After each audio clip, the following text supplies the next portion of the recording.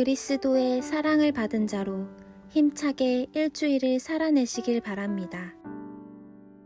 말씀으로 시작하는 우리의 오늘을 응원하며 다 함께 사도신경으로 우리의 신앙을 고백하겠습니다. 전능하사 천지를 만드신 하나님 아버지를 내가 믿사오며 그 외아들 우리 주 예수 그리스도를 믿사오니 이는 성령으로 잉태하사 동정녀 마리아에게 나시고 본디오 빌라도에게 고난을 받으사 십자가에 못 박혀 죽으시고 장사한 지 사흘 만에 죽은 자 가운데서 다시 살아나시며 하늘에 오르사 전능하신 하나님 우편에 앉아 계시다가 저리로서 산 자와 죽은 자를 심판하러 오시리라. 성령을 믿사오며 거룩한 공회와 성도가 서로 교통하는 것과 죄를 사하여 주시는 것과 몸이 다시 사는 것과 영원히 사는 것을 믿사옵나이다. 아멘.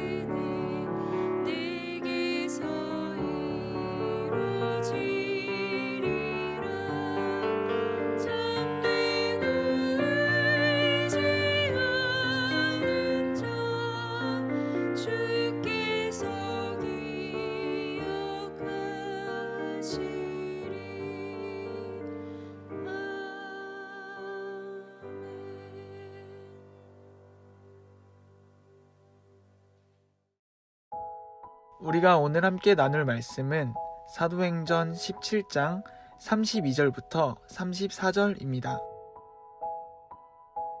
그들이 죽은 자의 부활을 듣고 어떤 사람은 조롱도 하고 어떤 사람은 이 일에 대하여 내 말을 다시 듣겠다 하니 이에 바울이 그들 가운데서 떠나매 몇 사람이 그를 가까이 하여 믿으니 그 중에는 아레오바고 관리 디오누시오와 다말이라 하는 여자와 또 다른 사람들도 있었더라.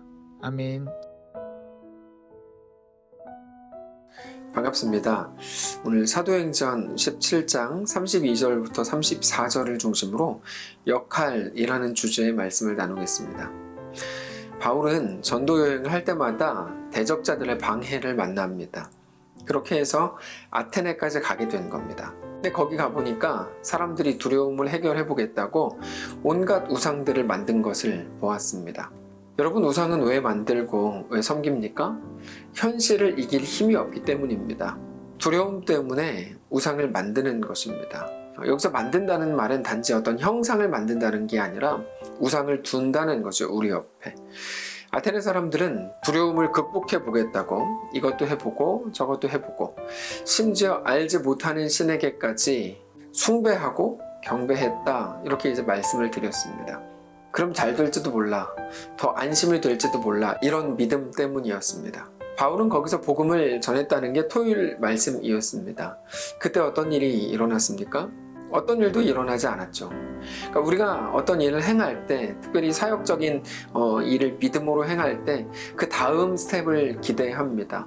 내가 이렇게 하면 이런 일이 일어날 거야. 바울은 거기에서 복음을 증거했지만 아무 일도 일어나지 않았다라는 것이 성경의 증언입니다. 오히려 대부분은 바울의 말을 무시해서 떠났고 몇 명만이 남았다는 것이 오늘 본문입니다. 32절. 그들이 죽은 자의 부활을 듣고 어떤 사람은 조롱도 하고 어떤 사람은 이 일에 대하여 내 말을 다시 듣겠다 하니 이에 바울이 그들을 가운데서 떠나매 몇 사람이 그를 가까이 하여 믿으니 그 중에는 아레오바고 관리 디오누시오와 다말이라 하는 여자와 또 다른 사람들도 있었더라. 그러니까 바울의 말을 들은 대다수의 사람들이 바울을 떠나갔고 몇 사람만 남았는데 그들의 이름이 이렇게 쭉 소개되는 것입니다. 사람들이 여기서 부딪히는 것이죠. 우리는 바울이 다른 걸 한 것도 아니고 복음을 전했으면 놀라운 일이 일어나야 된다고 생각하고 그런 기대가 있습니다. 근데 아무런 일도 일어나지 않았고 고작 몇 명만 남았을 뿐입니다. 겨우 이거 하러 갔냐? 이렇게 질문할 수 있는 거죠. 그러니까 우리는 많은 일들을 결과를 가지고 판단하고 싶어 합니다. 근데 바울의 사역을 보면 하나님께서는 어떤 결과를 가지고 사역의 어떠함을 판단하시지 않는다는 것을 알게 되는 겁니다.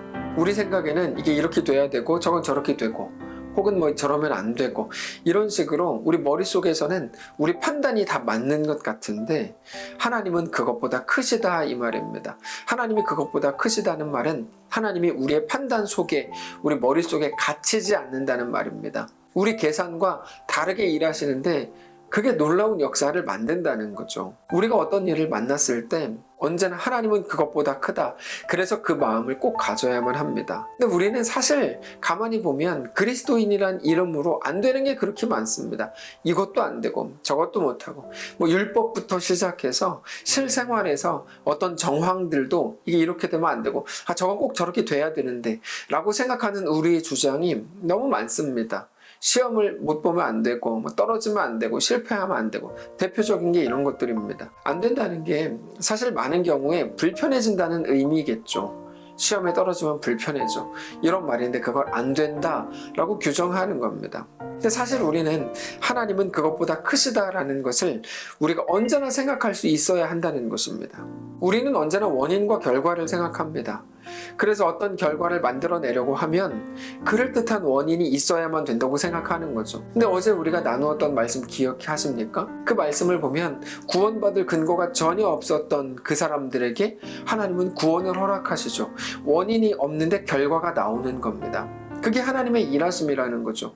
하나님의 일하심은 생각보다 크고 그것보다 크고 우리보다 큰 겁니다. 지금 당장 나에게 있는 어떤 원인들 재료가 너무 부족하니까 그런 것으로는 어떤 선한 것도 만들어낼 수 없다고 생각하는 겁니다.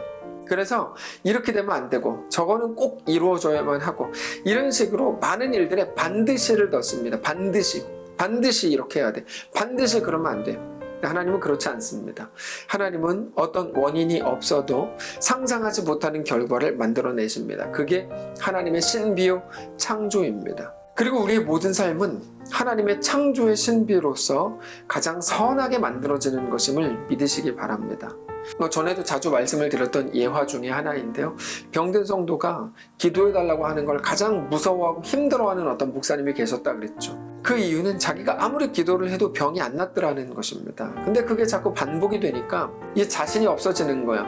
영적 위축증에 걸린 겁니다. 하루는 어떤 신실한 집사님이 남편이 위독합니다. 병원에서도 시간이 없다고 했습니다. 제발 와서 기도해 주십시오. 연락을 했습니다. 이 목사님이 그때부터 마음이 너무너무 무거워진 거죠. 자기는 아무리 기도해도 병이 낫질 않으니까 그렇다고 안 갈 수가 없습니다. 그래서 무거운 마음으로 병원에 가서 주님 아직 너무 이릅니다. 너무 젊습니다. 살려주십시오. 살아서 믿음을 회복하게 해주십시오. 새 인생을 선물 받아서 놀랍게 하나님의 일을 감당하게 해주십시오. 간절하게 기도하고 돌아왔답니다. 그렇게 간절하게 기도한 후에 이분이 이제 너무 궁금한 거야. 뭐 안 될 거라는 믿음은 있지만 그래도 혹시 모르니까 기다렸죠. 그리고 나서 3일 후에 드디어 전화가 왔습니다. 돌아가셨습니다. 장례를 좀 치러주십시오. 이 목사님이 또다시 상처를 받았죠. 왜 이렇게 능력이 없지? 나는 왜 이 모양이지? 예수님은 죽은 자도 살리셨다는데, 바울도 엘리야도 죽은 자를 살렸다는데, 일으키는데 나는 왜 이렇게 못났지? 영적 침체에 빠졌습니다. 그렇게 장례를 다 치르고 교회 돌아왔는데, 장례 잘 마쳤다고 유가족들이 교회로 찾아와서 목사님을 만납니다. 목사님은 유가족 얼굴을 볼 면목이 없었습니다. 근데 부인 집사님이 목사님 너무 감사합니다. 특별히 그때 돌아가시기 전에 며칠 전에 오셔서 기도하신 것 때문에 너무 감사합니다. 그러더라고요. 그래서 예의상 그런 말 하는 거겠지 싶었답니다. 근데 그 집사님이 이렇게 말씀하시더래요. 목사님이 오셔서 기도해 주신 게 진짜 기적이었어요. 그 후로 제 남편이 살아있는 3일 동안에 예전에 잃어버렸던 신앙을 다시 고백하기 시작했어요. 사실 사업이 좀 잘 돼서 하나님으로부터 멀리 떠났던 남편이 정말 예수 믿고 3일 동안이지만 예수님을 믿고 동행하면서 하나님 나라에 가게 됐어요. 너무너무 감사합니다. 그러더라는 것이죠. 목사님이 그 말을 듣고 소름이 돋았습니다. 심지어 자기 속에 있는 믿음의 고백이 달라졌대요. 하나님이 진짜 행하시는구나. 내 생각, 내 판단과는 정말 다르구나. 하나님은 하나님의 방식으로 놀라운 일을 이루시는구나. 깨달았답니다.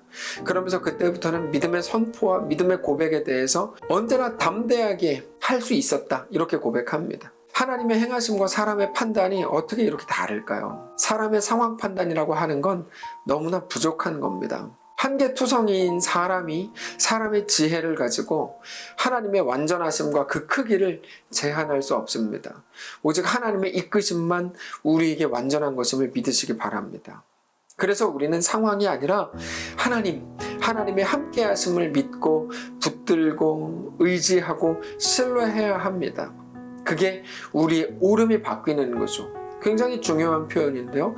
우리는 우리의 오름을 붙들고 인생을 살아갑니다. 근데 하나님께서 늘 우리 안에 행하시는 일은 우리 오름을 바꾸시는 겁니다.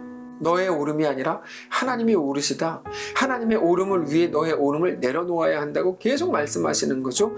그게 나는 죽고 예수로 사는 겁니다. 전에는 내 판단, 상황에 대한 자기의 판단이 전부였고 그거에 맞추어서 모든 삶을, 내 주변을 조정하려고까지 했다면 그렇게 더 훌륭한 사람이 되는 게 좋은 신앙인 줄 알았는데 이제는 하나님이 옳다.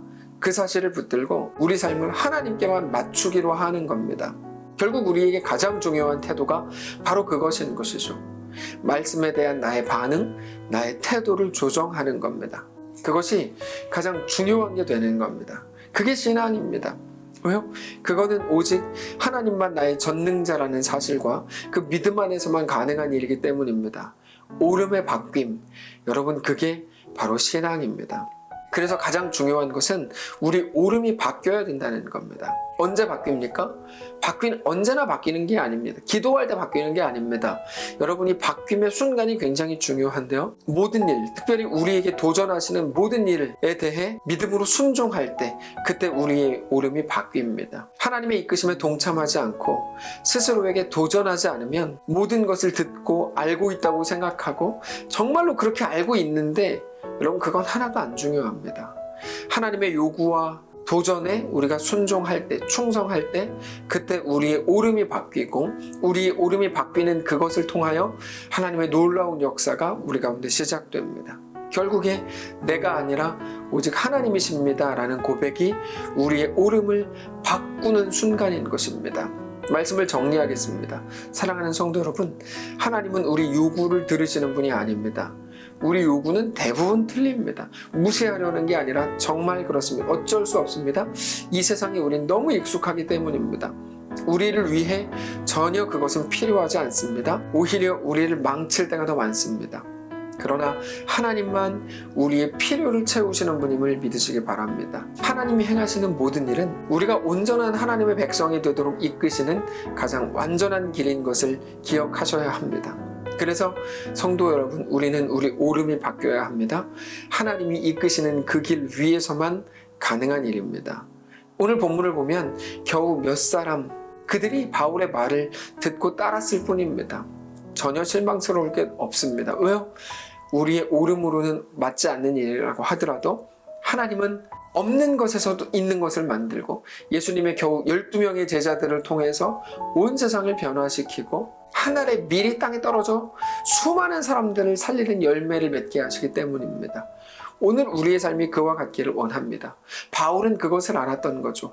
나는 결과를 만들어내는 게 아니라 그게 내 역할이 아니라 하나님의 이끄심에 순종하는 것이 내 역할이다. 우리 결과를 하나님께 맡기고 하나님의 광대하심과 완전하심을 신뢰하며 우리 삶을 온전히 하나님 앞에 내어드리는 귀한 오늘 월요일 한 주의 시작이 되시기를 축복합니다. 한번 기도하겠습니다. 살아계신 하나님, 우리 삶을 주께 맡겨드립니다. 한 주가 시작됩니다. 우리는 늘 두렵고 불안하고 염려가 되고 겁나는 일들 많습니다. 근데 그 속에서 여전히 우리의 왕이 되신 하나님만을 신뢰하기를 원합니다. 주님, 우리와 함께 하시고 우리를 붙들어 주옵소서. 오늘 긴급한 기도 제목들 가진 성도들 위로하시고 붙드시고 그들이 가는 길 위에 놀라운 하나님의 은혜 역사가, 하나님의 창조의 신비로운 역사가 충만케 하여 주옵소서. 아무런 원인도 없는 그곳에 하나님 나라가 시작되게 하시고 그곳에서 하나님의 역사가 나타나게 하시되 다만 우리의 오름이 받고 있는 놀라운 역사도 시작되게 하옵소서. 감사드리며 살아계신 예수님의 이름으로 기도합니다. 아멘. 사랑하는 성도 여러분, 오늘 하루를 하나님이 또 허락하셨습니다. 모든 순간 우리가 주인 되지 않고 하나님이 우리의 주인이심을 고백하며 오늘도 승리하시기를 축복합니다.